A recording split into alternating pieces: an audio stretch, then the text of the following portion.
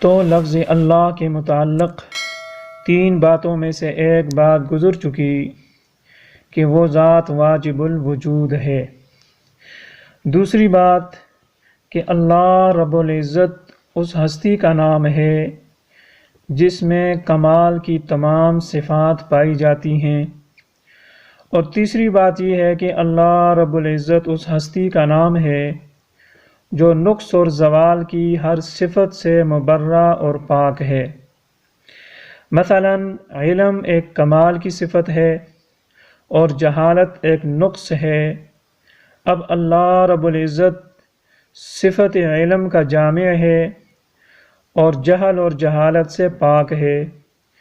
واللہ علیم بذات الصدور، عالم ایسا کہ دلوں کے بیت تک جانتا ہے۔ اور ان اللہ لا یخفی علیہ شیء فی الارض ولا فی السماء، اور آسمان و زمین کی کوئی چیز اللہ رب العزت سے مخفی نہیں۔ اسی طرح قوت اور طاقت کمال کی صفت ہے اور اس کی ضد ضعف اور کمزوری نقص ہے۔ اب اللہ رب العزت قوت اور طاقت کا جامع ہے۔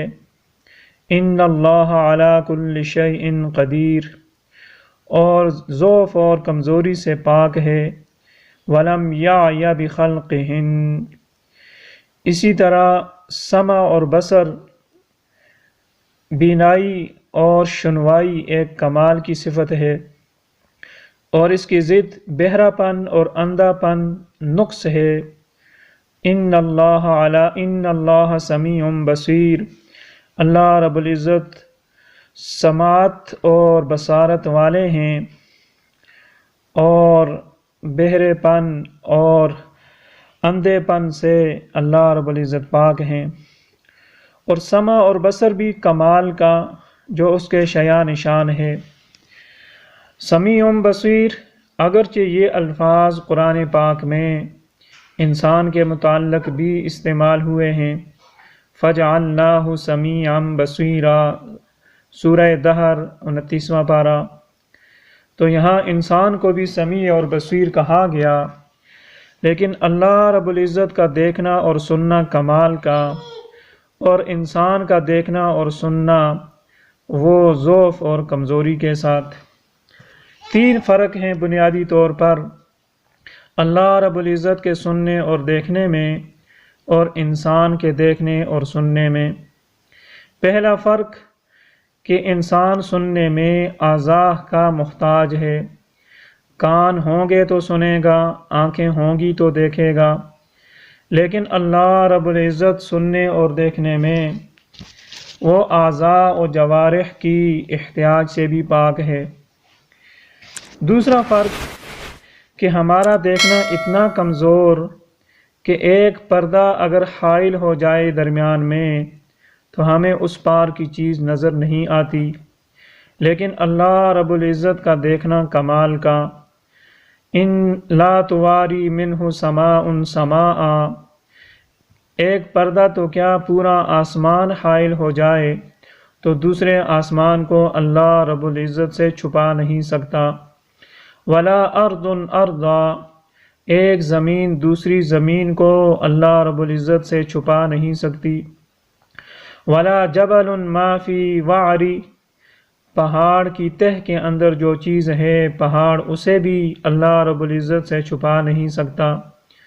ولا بحر ما فی قعری، اور اسی طرح سمندر کی تہ کے اندر جو چیز ہے سمندر اسے اللہ رب العزت سے چھپا نہیں سکتا، یہ درمیان میں حائل اور رکاوٹ نہیں بن سکتا۔ تیسرا فرق کہ ہم روشنی بھی دیکھتے ہیں، اندھیرے میں ہمیں دکھائی نہیں دیتا، لیکن اللہ رب العزت کا دیکھنا ایسا کمال کا۔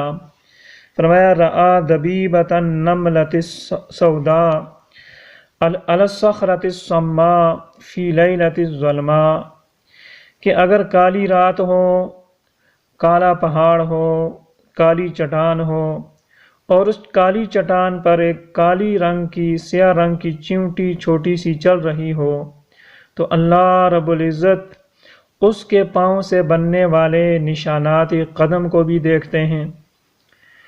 اور اس کے دل کی دھڑکن کو بھی سنتے ہیں، اور علیم ایسے ہے کہ اس کے دل میں جو خیالات آتے ہیں اللہ رب العزت ان سے بھی واقف ہیں۔ مزید فرمایا کہ اگر سارے کے سارے انسان اور جنات، اول اور آخر، جو گزر چکے جو آئندہ آئیں گے، سب کے سب ایک میدان میں اکٹھے ہو جائیں اور اللہ رب العزت کو پکارنا شروع کریں، اپنی اپنی زبان میں ہر ایک پکارے، تو اللہ رب العزت بیک وقت ہر ایک کی پکار کو سنے گا اور سمجھے گا، اور اگر ہر ایک کی خواہش کے مطابق ان کو دے دے تو بھی اللہ رب العزت کے خزانوں میں کمی نہیں آئے گی۔ یعلم السر و اخفا، اگر آواز کم ہو تو ہمیں سنائی نہیں دیتا، لیکن اللہ رب العزت وہ ذات ہے کہ جس میں یہ صفات اتنی کمال طریقے سے پائی جاتی ہیں کہ یعلم السر و اخفا، کہ اللہ رب العزت سر کو بھی جانتے ہیں، اخفا کو بھی جانتے ہیں۔